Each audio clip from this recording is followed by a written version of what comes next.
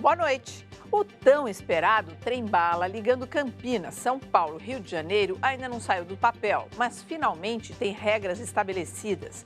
O edital para os interessados em executar o projeto foi lançado hoje e em setembro do ano que vem serão abertas as propostas dos concorrentes. O nome disso é licitação e o Jornal da Cultura vai explicar como funciona esse processo. E veja outros assuntos importantes de hoje. Instituto de Defesa do Consumidor alerta para os riscos de ter informações pessoais vazadas por redes sociais na internet. Reestruturação das vias marginais em São Paulo terá passarela com ciclovias sobre o Rio Pinheiros. Em Moscou, o presidente Dilma diz não ter como impedir o Congresso de mexer na lei dos royalties do petróleo. Pesquisa da Unicef e Universidade Federal do Rio de Janeiro prevê a morte violenta de quase 40 mil adolescentes nos próximos 4 anos. Secretário-geral da ONU vê o governo sírio à beira de um colapso. E há exatos 100 anos nascia Luiz Gonzaga. Tocar no baixo desse acordeão.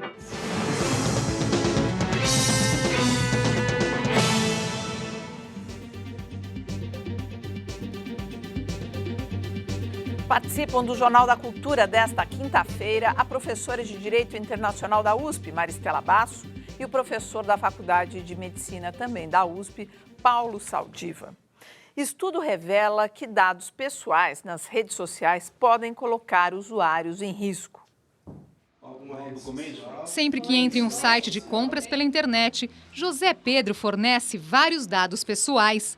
Na hora de criar perfil em redes sociais, mais informações. E quando chega o momento de aceitar os termos de uso... Quando tem que descer até embaixo, eu vou até o final e aceito.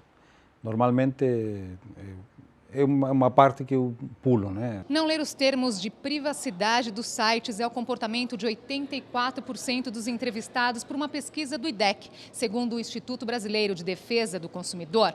Mesmo se o internauta tomasse conhecimento dessas informações, não adiantaria muito, porque as redes sociais não deixam claras quais são suas políticas de privacidade. Há uma grande quantidade de dados pessoais coletados pelas empresas, não há garantias efetivas de que esses dados pessoais não são transferidos a terceiros e também não há grande provisão de responsabilidade dessas empresas com relação à guarda desses dados. O serviço é gratuito, mas existe uma relação de consumo, já que as redes sociais trazem conteúdo publicitário. O Código de Defesa do Consumidor diz que qualquer empresa que presta serviço é responsável pelo seu produto. Em caso de fraude ou uso indevido das informações pessoais, o usuário pode recorrer ao PROCON e até pedir indenização na Justiça. O advogado defende a criação de uma agência reguladora para fiscalizar as políticas de privacidade e penalizar as empresas em caso de violação de dados pessoais. E dá dicas aos usuários. Usar com responsabilidade os seus dados pessoais, disponibilizá-los com discricionariedade. A segunda questão é configurar a sua conta da rede social para que tenha o máximo de privacidade possível. Bom, muita gente não sabe nada do que ele falou, como que é fazer isso, não é? Na prática. Porque você coloca, você sabe exatamente... Bom, Maricela é advogada, deve saber lidar melhor com isso. Muitas vezes a gente é que não toma os cuidados necessários, mas o importante é a pessoa saber... Mas eu não entendi exatamente os cuidados que ele disse ali na entrevista. Eles que têm que tomar todo o cuidado para não passar as informações para sites que não tenham certificado de segurança, que não tenham perguntado para você se você aceita ou não a política dele, site, mas empresa. Mas aí você não sabe qual é a política dele, tem que ler, né? E muitas vezes você aceitou uma determinada política, mas depois aquilo se alterou no tempo e você tem que ser informado novamente. Mas o importante é que a gente saiba que todas as regras que existem nesse mundo físico funcionam também e têm eficácia no mundo virtual. Então, né? Mas esses ambientes virtuais, assim, o que eu sinto é que a gente não sabe exatamente como é que ele funciona, quais são as regras. Acha que é um mundo sem lei, sem regra. Exatamente. É um faroeste, assim, na como verdade. Como é feito em outros lugares? Tem algum lugar que tem um avanço maior que o nosso? Então, já está começando a regular isso, porque, veja, um site de busca gratuito, ele fornece o quê? Ele pode fornecer as tendências, quais são os temas mais relevantes em vários domínios. Então, você pode desenvolver, como se fosse uma pesquisa de opinião, e saber quais são os negócios mais vantajosos. E tal. Isso não interfere com a privacidade da pessoa. Agora, em mal comparando, se você vai, por exemplo, numa pesquisa médica, que é a minha área, você quer saber o nome da pessoa, a idade ou qualquer dado, você tem que passar por uma série de regulações de tal modo a preservar a identidade do paciente. No caso, mas isso já há uma lei para isso. No caso, acho que estão se construindo regras. O que o IDEC está querendo fazer é criar um sistema para regramento de uma coisa que é muito nova e que está vindo com uma velocidade que a gente não consegue. E a discussão é muito mais novo, profunda, né? Porque, na verdade, todos os nossos dados estão na rede quando a gente sai de casa pela manhã com o telefone celular. Então, o telefone celular está sendo captado, todas as informações que estão ali. Você compra com seu cartão de crédito ou você saca dinheiro no caixa automático, já aparece no seu celular. Né? Você dá o cartão para o seu filho, para a sua esposa, para o seu marido, ele vai para Miami fazer compras e você recebe imediatamente que ele comprou. Ele entrou na farmácia e gastou $10. Então, hoje, com a internet das coisas, é muito difícil você falar de privacidade de dados, porque, na verdade, elas não existem. Né? Essas privacidades não... Não, eu acho que a privacidade vai ser impossível, mas a utilização dessas informações é que tem que ser regrada. Quer dizer, você hoje está absolutamente vulnerável. É assim que o bullying criou o tamanho que Pois é, o hoje. bullying sempre existiu, mas por que ele ficou devastador? Porque no momento que você faz uma piada e quer destruir uma pessoa, você consegue destruir com uma eficiência que é absolutamente nunca pensada. Olha, está tramitando lá no Congresso o Marco Civil da Internet, que define responsabilidades e deveres de sites, provedores e usuários da internet. Ainda não há consenso entre os deputados e a votação do projeto de lei já foi adiada 6 vezes. Leilão que vai escolher a empresa operadora do trem-bala brasileiro será em setembro do ano que vem. O modelo da concessão foi definido no momento em que a Câmara ameaça discutir mudanças na lei de licitações. O projeto do trem de alta velocidade prevê ligar as cidades de Campinas, São Paulo e Rio de Janeiro. O governo tenta leiloar a concessão desde setembro do ano passado, mas nenhuma empresa apresentou propostas. Para aumentar o interesse, subiu a participação federal nos investimentos de 30% para 45% e a licitação foi dividida. No primeiro leilão, no dia 19 de setembro, será definida a empresa para fornecer tecnologia e operar o sistema. Em uma segunda etapa, serão definidas as empresas que vão construir a infraestrutura para a passagem do trem, incluindo as estações. O custo estimado do projeto é de mais de 35 bilhões de reais. Segundo o edital, o trem-bala deve estar pronto até junho de 2020. A passagem entre São Paulo e Rio de Janeiro deverá custar cerca de R$ 200. O projeto integra o pacote de cerca de 1,5 milhão de licitações que ocorrem todos os anos no Brasil. O Estado é o maior cliente das empresas privadas. Para contratar serviços ou comprar produtos, a Constituição exige que os governos federal, estadual e municipal, além de todas as secretarias, fundações e autarquias ligadas à administração pública, façam licitação. Cada licitação tem um edital que estabelece as regras e as modalidades para escolher o vencedor. A lei é de 1993, tem dezenas de decretos.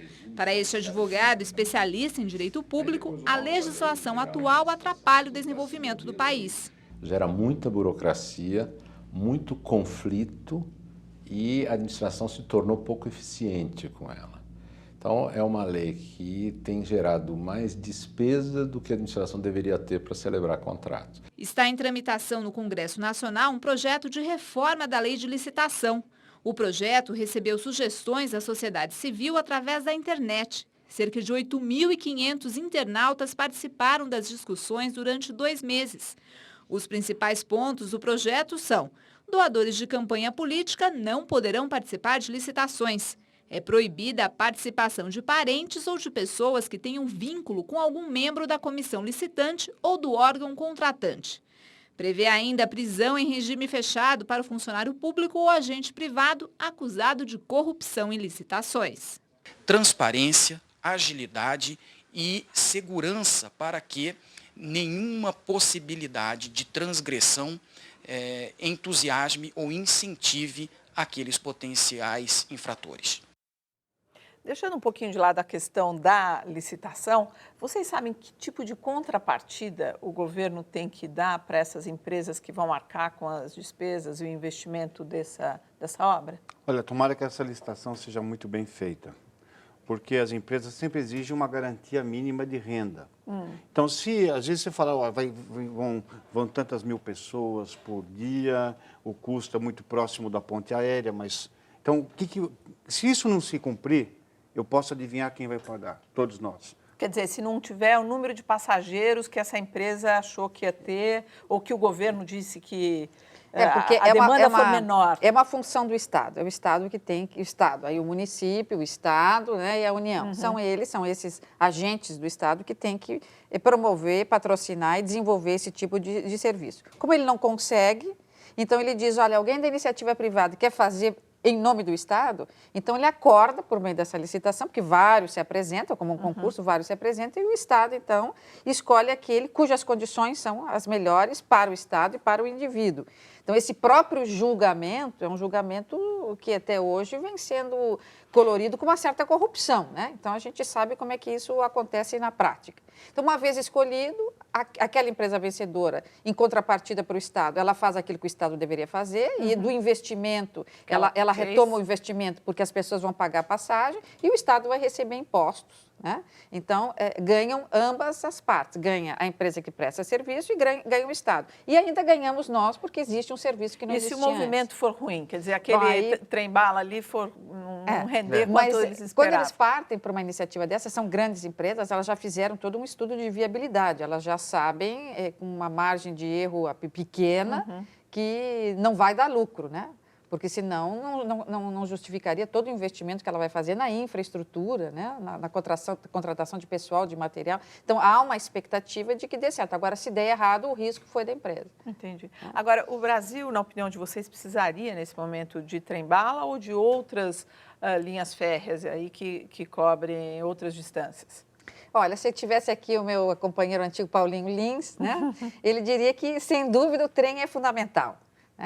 Eu acho que se a passagem vai ficar R$200, é difícil dizer, porque em 2020 é que o trem vai estar funcionando, bom, vai ficar bem mais barato do que tomar um avião, é bem mais cômodo do que tomar um ônibus para ir para o Rio de Janeiro, mesmo um ônibus-leito, mais seguro, porque o trilho é mais seguro. Então, evidentemente que vai ser um ganho para nós, para o brasileiro, sem dúvida. Você pensa assim também, Salgiro? Eu acho que o Brasil precisa de trem. Trem, não exatamente. Quanta bala você precisa para o trem vai variar, depende do calibre da sua estrutura, né?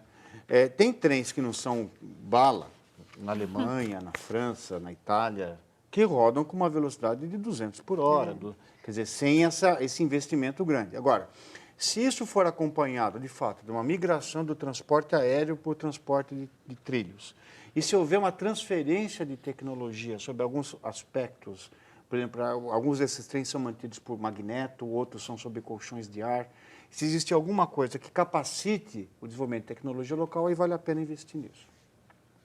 O presidente Dilma Rousseff disse hoje em Moscou que não tem mais o que fazer sobre o projeto de distribuição dos royalties do petróleo. Na semana que vem, o Congresso vai tentar derrubar os vetos que a presidente fez ao texto aprovado pelos parlamentares. Dilma Rousseff defendeu os vetos ao projeto dos royalties. Ela disse que seguiu a lei e preservou os contratos já existentes nos estados produtores e que não pode fazer mais nada em relação ao assunto. Já fiz todos os pleitos, o maior é vetar. Eu não tenho mais o que fazer. Não tem nenhum gesto meu mais forte do que o veto. O resto seria impossível. Eu não vou impedir que ninguém vote de acordo com a sua consciência. Que todos votem de acordo com a sua consciência. A presidente disse também que não vê crise na reação do Congresso. Nós vivemos numa democracia em que existe o executivo, o poder legislativo e o poder judiciário, né?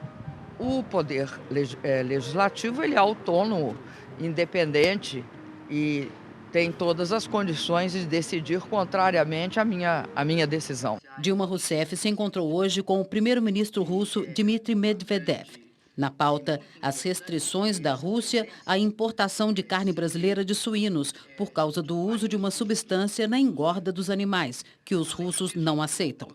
Segundo a presidente, Medvedev sinalizou que o embargo pode ser levantado. O primeiro-ministro Medvedev me disse foi que nós teremos um resultado positivo. Ele considera que os produtores brasileiros tomaram todas as medidas e que, portanto, nós teremos um resultado positivo no final. Amanhã, a presidente Dilma vai se encontrar com o presidente russo Vladimir Putin. Dilma visita a Rússia acompanhada de 5 ministros e uma comitiva de 80 empresários brasileiros.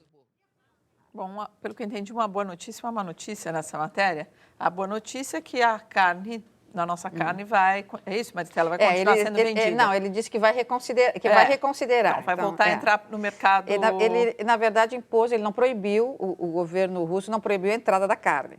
Como há uma suspeita de que a carne brasileira está contaminada, ele levantou uma barreira sanitária.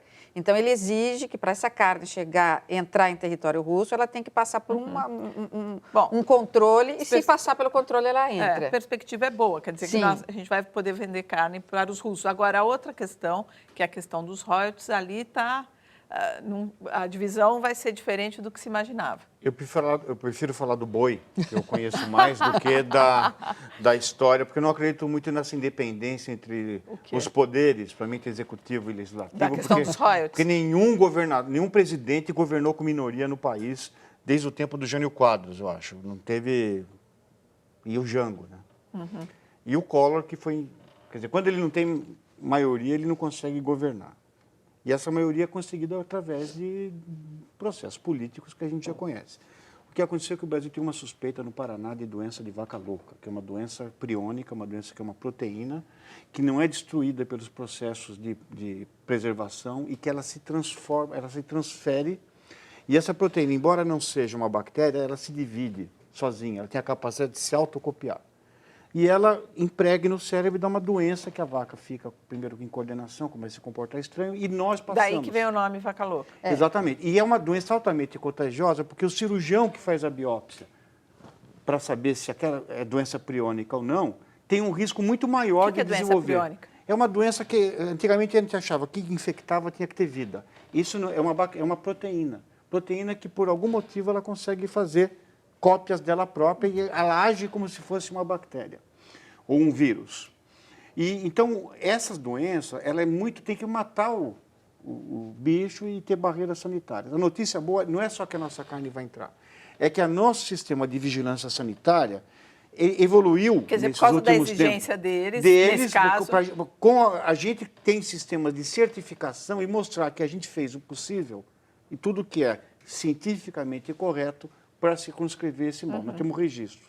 Então, o Brasil está evoluindo como produtor agrícola dentro do que devia acontecer mesmo, tendo controle sanitário. Seja em nome do dinheiro, né? Que é a questão da venda, que ótimo. Porque essa barreira sanitária é uma barreira que o comércio internacional admite, porque é uma barreira para você salvar a vida das suas pessoas. Mas na medida em que o governo brasileiro, por meio das empresas que exportam, demonstra que ela não está contaminada, tem esse selo de qualidade, ela entra tranquilamente. Agora, essa é a agenda que a imprensa está falando. Agora, tem uma outra agenda da Dilma que é importantíssima. Por que ela foi justamente agora para a Rússia e está conversando tanto com o primeiro-ministro como com o presidente? Porque na virada do ano, em 2013, a Rússia assume a presidência pro tempore, temporária do G20. Então, como ela assume a presidência do G20, os emergentes, sobretudo o Brasil, agora a Rússia já está, a Índia, a China e a África do Sul, que são os países dos BRICS, e demais emergentes começam a ter mais poder dentro do grupo do G20. Então, chegou a vez desses países em desenvolvimento a terem uma voz mais forte dentro desse, que é o mais importante grupo, que é o G20. E aí vão tentar a reforma do FMI e do Banco Mundial. Então, essa agenda da Dilma é muito importante, porque ela foi tentar alinhar o Brasil a essas questões que são importantes para os emergentes, ser, na verdade, o porta-voz, e fechar essa agenda de 2013 com a Rússia, que vai assumir esse cargo importante. A União Europeia fechou acordo para uma supervisão bancária do bloco e anunciou o desembolso de mais uma parcela bilionária para a Grécia. O dinheiro vai evitar a falência do país. Não animou a população.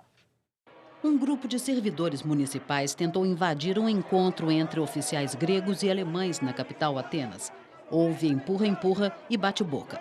A polícia teve que proteger um prefeito que entrava no prédio. Os gregos culpam a Alemanha pela recessão no país e pelo desemprego recorde de 26%. O protesto foi depois da chanceler alemã Angela Merkel parabenizar a cúpula da União Europeia pela aprovação de uma supervisão bancária do bloco e pela liberação do novo empréstimo de 49 bilhões de euros à Grécia. O acordo para fiscalizar os bancos deve atingir cerca de 200 instituições financeiras na Europa. A proposta foi fechada durante a madrugada entre os ministros de Economia e Finanças e deve ser ratificada pelos 27 líderes da União Europeia na última cúpula do bloco, em Bruxelas. O projeto, que vai colocar o Banco Central Europeu como agente fiscalizador, só deve entrar em vigor em março de 2014. Até lá, os bancos devem se adequar às normas. O comissário da União Europeia disse que este era o primeiro grande passo para a União Bancária e a maior reforma do sistema financeiro desde o início da crise, em 2008. Maristela. É super importante isso, porque para quem acreditava que o euro ia terminar, que a Grécia ia sair do euro, está aí uma resposta ótima, né? A Grécia não vai sair do euro, pelo contrário, vai continuar, está recebendo dinheiro do Banco Central Europeu, quer dizer, a União Europeia está apoiando, então tudo continua como antes. E ainda uma notícia melhor ainda, é o controle que se queria, que era uma proposta do governo alemão, um controle maior do Banco Central Europeu sobre as instituições financeiras. Isso vai até mesmo tornar os países membros da União Europeia ainda mais próximos, porque agora o Banco Central Europeu vai controlar todos os principais bancos. Vão começar controlando 200 bancos, e depois vão chegar a 6.000 instituições financeiras dos países membros da União Europeia. Então, para quem acreditava que a União Europeia, meses atrás, ia desaparecer, o que alguns países iam sair, pelo contrário, eles encontraram soluções, estão encontrando e estão se fortalecendo. Inclusive a Inglaterra. E todos eles. A Inglaterra está fora da zona do euro, então ela não vai se submeter a ela não tem uma instituição financeira hoje que vá se submeter ao controle do Banco Central Europeu. Mas os outros, os que pertencem, os 17 que pertencem à zona do euro, sim. E os outros 27 fazem parte da União Europeia e caminham para chegar na zona do euro no futuro. Mas esses 17 já estão consertados, né? E a Grécia está fortalecida, assim como Portugal, Espanha, passando, evidentemente, por suas dificuldades, mas robustecidas no processo de permanecerem dentro da União Europeia e dentro da zona do euro. Veja a seguir, projeto arquitetônico tenta revitalizar as marginais Tietê e Pinheiros em São Paulo. E mais, a homenagem de cartunistas brasileiros a Oscar Niemeyer.